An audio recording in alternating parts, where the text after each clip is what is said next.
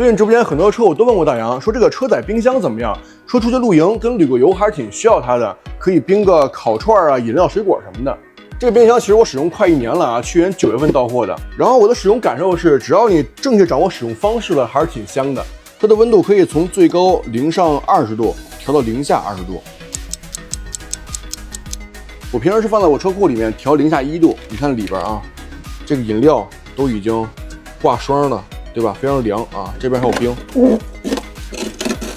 我试过装车里的话，从常温到0度大概需要半小时。这个容量可以从15、20、30升里边挑啊。我这是20升的，里边放4、5、20瓶饮料没问题。然后上面这个盖子还可以快拆，你这么反过来装也行。这样的方面可以从后排直接拿饮料了。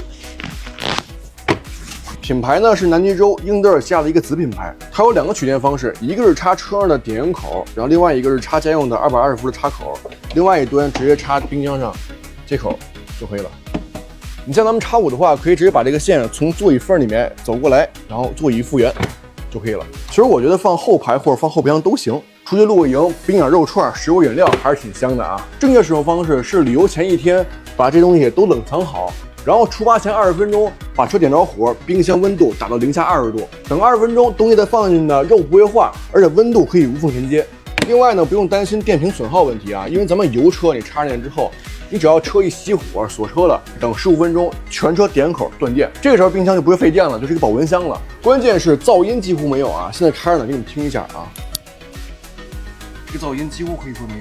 好了，车用家用都可以，如果你也需要的话，可以自己安排一个。